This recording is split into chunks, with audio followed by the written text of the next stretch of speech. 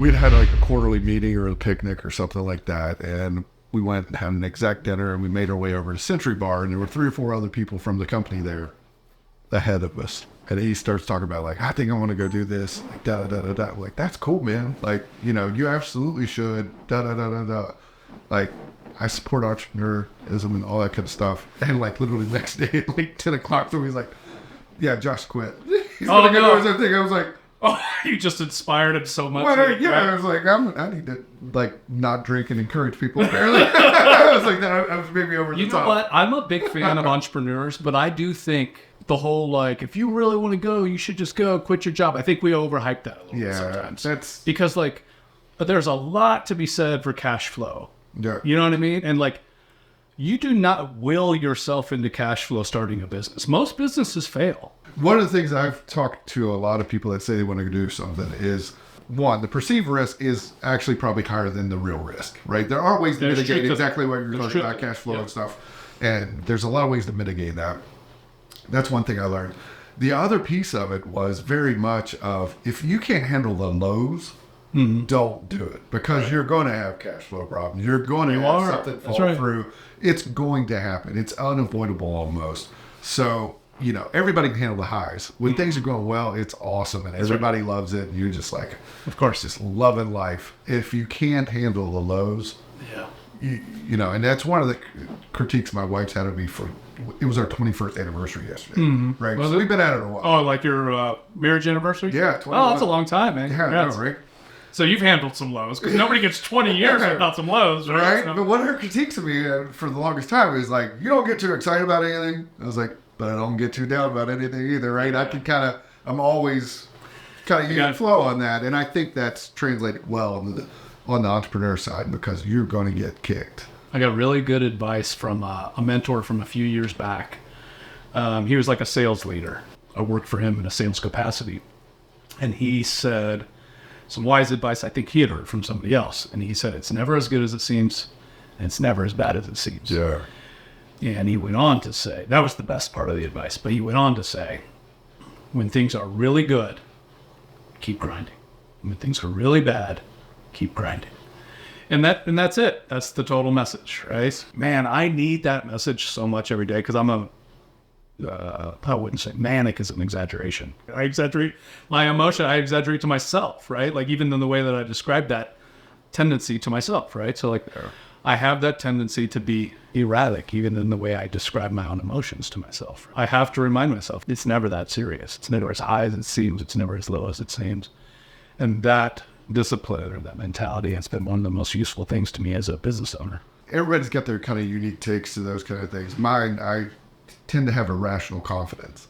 Good. Right? Yeah. It doesn't mean it's misplaced, but I'm not a pessimist at all. Even when you get a setback, it's like, okay, here's the other 12 things that could work out. Let's get after it. Because the grind part's important. Not grind in that played out entrepreneur thing. Like, not that kind of grind. It's more about persistence, consistency. That's right. Always showing up and doing the work, right? So I ended up, I got a tattoo several years ago with, you know, things that go well and you're all like, yeah, okay. But the thing I needed to remember was, and I got a tattoo of a wrench. And it was like, just like a plumber, you got to show up every day and turn that wrench, right? Software is no different. Technology is no different. It tends to scale faster. Yeah. Right? And has maybe more upward capacity to it, but you still got to show up and turn that wrench every day, or it all goes away, right? The classic success is rented and rinse do every day type of thing. To me, that's not grinding. No, that's, again, persistence, consistency, doing the work. I've seen a lot of people that take that grind philosophy and it's like, oh, you know, I only sleep 3 hours. I eat one meal. And like, what do you got to show for it? Like, if you're not getting outcomes from it, you're just grinding. You're just beating your head against the wall. So there's something to be said for doing things that are meaningful, that are pushing towards quality outcomes, etc. It's not just about activity. It's about productivity. That's right. Activity is a better way to state that.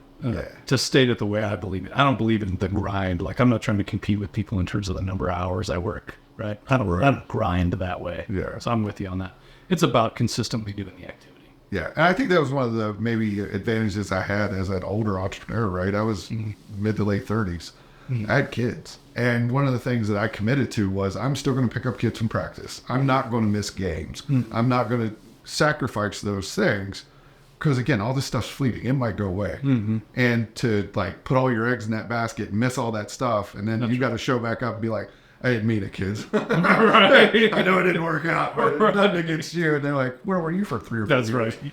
So I Show up committed and that. you're 25, or they're 25, and you have a bunch of money, and you apologize. They don't care about your money. Right. So I committed to that. And again, I think as starting a company, been a little older, I had more perspective for those things. So I've always tried to find that balance. The work still gets done, and there's still plenty of work to do, but you got to navigate that stuff well. The hustle mentality is kind of what you're talking about. Right, yeah. Grind mentality, whatever. Yeah, I certainly don't subscribe to that.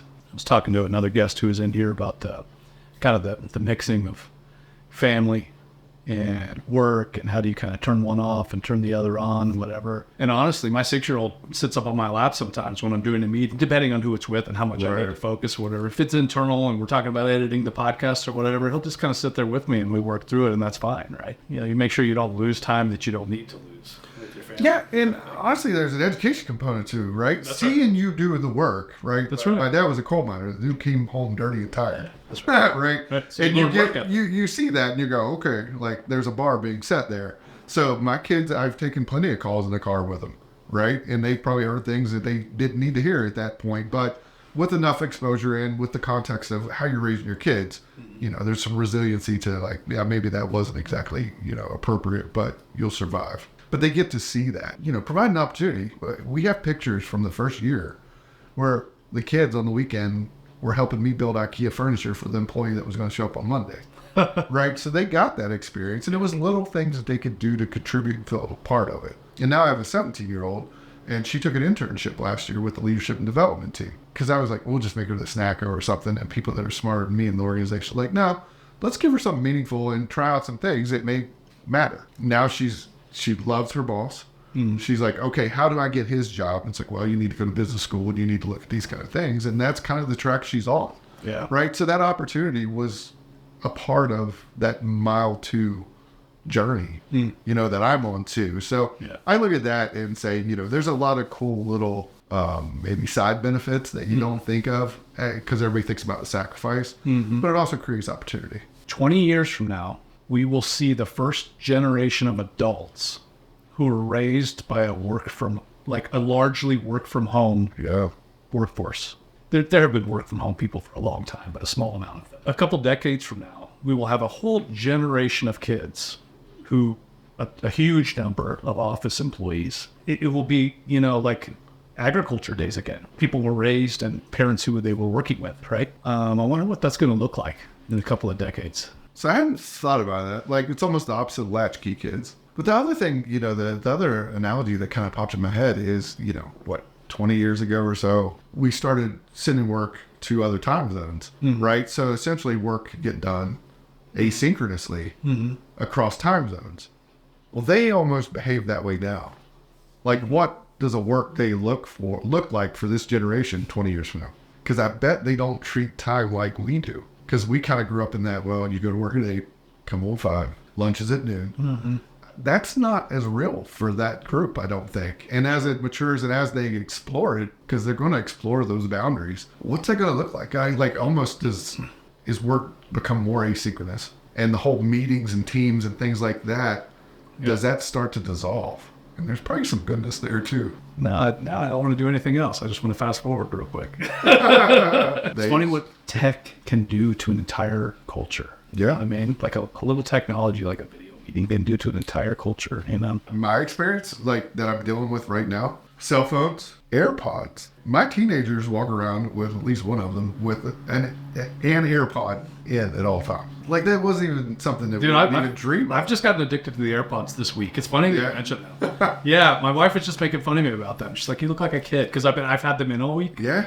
And it's like I put them in because I don't know. I've been busy with my hands because the weather's nicer and whatever else. I've been multitasking a little bit, so I've been on a lot of calls, and so I've had these AirPods in, and I'm like, oh, it's so nice because it's quiet. right? Immediately. So I'm doing calls and whatever, and I can finish what I'm doing, and I take this call and start to walk in the other room. It's crazy though, like a couple of little pieces of technology, how much they can just kind of like integrate your life and stuff. My curiosity though is like what those little pieces of technology do to impact kind of the culture of like your home and other parts of your life. Well, it is like with one in, I don't have his full attention. Turn me into Samuel L. Jackson a few times, like, say what? One more time.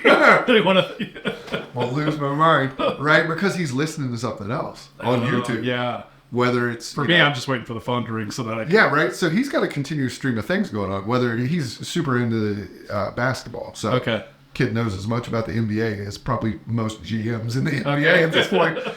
Or like Minecraft and other things that he's trying to learn how to play or this stuff just on. See, for me, it's an opportunity to be more present because I can, instead of sitting and waiting, I can be present and wait for my phone call, and then I can duck out if I need to, right? And to your previous point, though, like, he's living life in a completely asynchronous way, right? We used to have to put blocks of time. Right. I'm going to play video games here. I'm going to study this. He's doing that while getting dressed and putting lunch together and all that kind of stuff on his way to school. Like, literally in the car, I'll look over and there's one AirPod in. Right? And he can carry on a conversation while doing it, but it's just one of those, again, what's time in that kind of situation? He's not blocking it the way we did. It's way more fluid and continuous. What's next for you at Mile 2? When you think about the next couple of years for you guys, I know as kind of a senior leader, your mind tends to wander ahead a little bit. Where do you want to be? Where are you trying to go? This is something we've actually been thinking about because we're seeing how the world shifted, particularly in the defense space. Things have become much bigger programs, much larger teams of teams, and accomplishing things. There's less of the early, like, let me give your team a small project and let's see how this goes. It's figure out how to integrate into this larger picture. The perfect world to me, in five years is we're majorly influencing the teams that are delivering these big programs. Like right now, we're a bit player, right? Our ideas are strong and they go places, but in that configuration, it's dominated by primes and other thought leaders, and it hasn't fully shifted yet. In 5 years, I think we will be an integral piece of influencing what cognitive systems engineering looks like in that, what human-machine teaming really looks like. Because what I expect is over the next 5 years, the progress they've made in the technical side is going to expose all kinds of failure modes that they couldn't anticipate. And back to those original thoughts of the system boundaries, everybody gets excited for adopting new technology, right? We've had that pop up multiple times just in this conversation. It's new tech. What did it do? Everybody gets super excited about it. But inherently, adopting new technology, it introduces new failure modes. How do you start to understand those, build recovery, build interventions, and allow the system to continue so that it's not just a complete fail, right? You can't hard reboot a series of airplanes in midair, right? In principle, you can, right? It's not very effective. So how do you start to understand that, right? These three aren't talking to that three. You can't just reboot them. Consequences are too high, right? So that's where I think Mile 2 will be. It's where we should be. We should be, as people start to recognize that and go, we don't have good ways to deal with that. We're going to be standing over there saying, we've been working on this for like 10 years. We've thought about this a lot. We can help you. There are a few things that are going to keep that from happening. What Mike Tyson said? Everybody's got a good plan until you get punched in the face, right? Exactly. What's going to punch you in the face, and how are you going to be prepared for that? Pricing. Okay. Evolving models, right? So we started as we were team-based. We tried to sell a team as a unit whole. That was a unit we sold. Okay. And now, depending on what program or project you're working on, they may need this, and that, and they very rarely need a team. I see. So those are the kind of things that we're trying to navigate now, is how do you integrate in this new business model that not only the DoD has, but you need to adapt as well to be successful, because you can't sell that unit whole. One of the problems you may run into getting to that vision is that the DoD wants to acquire a whole team. 4 or 5 years ago, the Air Force in particular said, we are going to do large demonstrations. We're not going to do pet projects. We're not going to do a bunch of small things.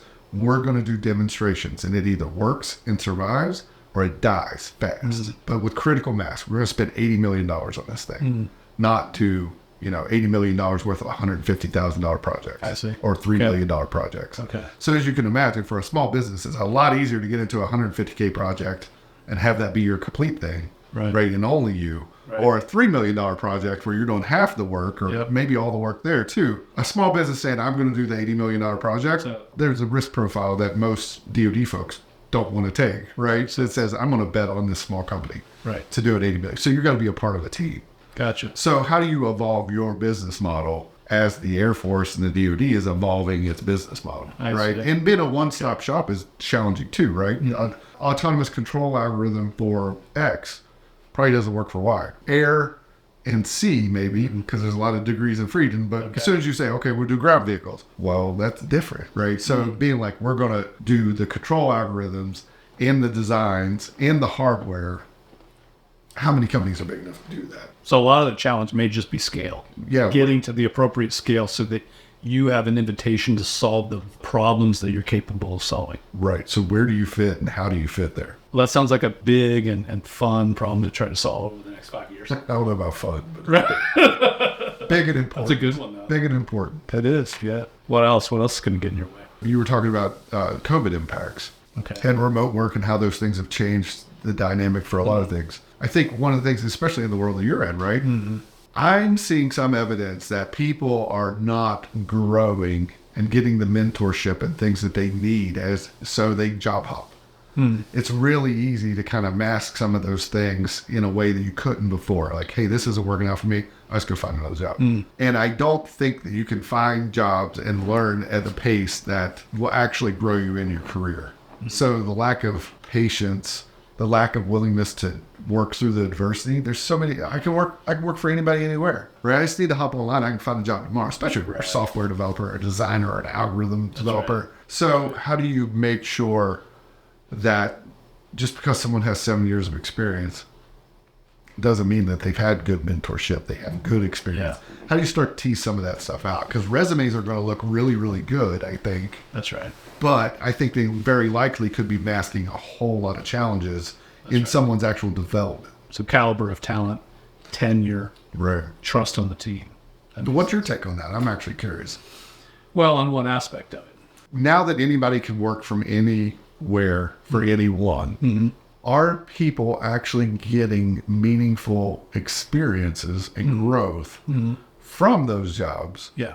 Or are they moving on too fast? It's kind of two questions, and so I'll give you my perspective on both. So the first part is kind of are people less engaged and getting less kind of mentorship and leadership and growth as they're working remotely with somebody that they don't know as well and aren't as close to, that kind of thing. And I think there's certainly a threat of that. And I think the bigger threat is that there are a lot of leaders out there who had to learn too fast how to manage remote teams and don't do it well. Right. And so there are some shops who kind of were built that way. They were mentored remotely and learned to lead people regardless of where they sat and whatever else. Right. Like there's something to like sitting here. Right. Like you and I got on the phone the other day. We had a conversation or whatever. There's just a certain depth to like being present, breaking bread, whatever, and just like being at ease, reading body language. There is something about being present. Right. I believe in that. Most people do. Like the vast majority of people do. I think even people who want to work remotely believe that there's more value being in person with somebody, right? They just prefer the conveniences of being home. Everybody knows there's value being in person with somebody. They know there's a trade of value. There's a trade-off of value. So there is something being lost there, and it takes a unique set of skills and leadership that a lot of leaders did not learn as fast as they were burdened with the responsibility of having to lead and grow people. So yes, the answer is, I do think there has been something lost with the volume of people who are all of a sudden responsible for mentoring and growing and maturing their teams of people remotely. So I think there is something lost there. One of the things that's hugely valuable from an experience gaining and a mentoring standpoint is that unstructured interactions, right? Observability or the unintentional interactions. Like everybody talks about the coffee maker, the water cooler. But the lunch, the walk into lunch, and the overheards. One of the things that we've done at Mile 2 is be very intentional about that. We have things called potpourri, water cooler, different things that we put unstructured time on the calendar. It says join. There's no agenda. Work on whatever you're working on, but there may be of value some of the overheards between other colleagues that are talking. Hey, did I tell you about this? Or did you see this? Da da da da da. And other people get to pick up even if they're not contributing, even if they're primarily working on something else, you get those overheard. So one of the things I've talked about with our leaders is you need to figure out for your teams unstructured time, because you can't calendar your way into this or meet your way into this. Hey, we're going to meet, talk about this. There's always stuff that's going to be missed. That's right. So creating that unstructured time and allowing for those unintentional interactions, because there's value in them. When I reflect back on the best impact I ever had as a leader, I'm friends with those people. And I'm thinking people that I led a decade ago. Yeah. I'm still, Ashley, Nick, Tammy, I'm friends with them now. Right. They look back on our relationship and they still like me. They still call me. They still text me or whatever. And a couple more. Like if I were to reach out to them, they'd be like, hey, Aaron, great to hear from you, whatever. You know, like I don't get invites. And if I dial back far enough or whatever, it's like they're not inviting me to a wedding or whatever. But I mean, like they would love to hear from me. And I would love to hear from them. Right. You know, like their pictures are up here somewhere, right? Like when they worked for me, and I'd say worked for me, like they wouldn't have felt like they were my property or something, right? Like not at the time. But when they were on my team, if I were to just call them for no reason, I could have just called them for no reason, and they would have felt like it was appropriate. Right. They would have felt like it was fine if I just said like, "Hey, what's going on? How you doing? What's going on with your spouse? Or what's going on? How are your kids doing?" I bring that up just to say that I think there's something to be said for just giving a shit.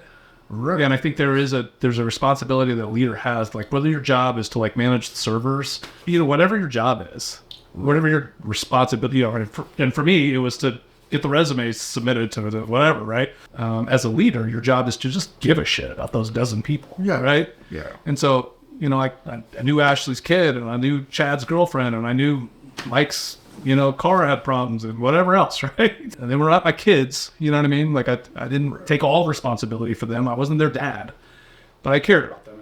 On top of just doing the job, the resumes or the servers or the code or whatever, it was also kind of on me to give a shit about their lives. And so I feel like however you do it with Teams or the water cooler or whatever little widgets you plug into your, you know, your Google app or whatever, Right. I think you also just have to like just care about people, and there's no way to fake that. There's The no word that keeps coming up in my head is intentionality. Like right. you have to be intentional about wanting to bond with people. That's right. You got to be intentional about wanting to have a relationship, right? And even, you know, I may not know all the details like you said about or even get an invite to the wedding, but being connected enough that you're aware that they're getting married, Right. That's right. and you bring it up in a meeting, you acknowledge it in some kind of way, that makes people real. Yeah, Right. that's right.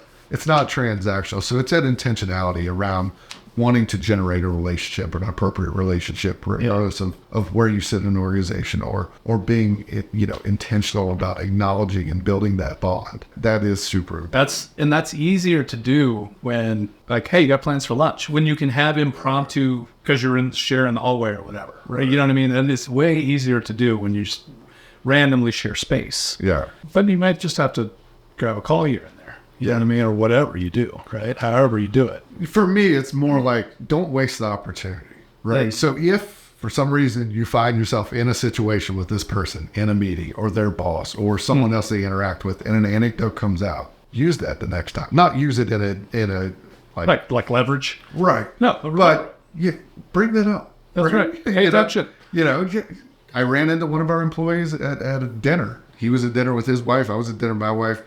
Made sure to stop by his table. Was talked to him a little bit. Told me he fell off a ladder.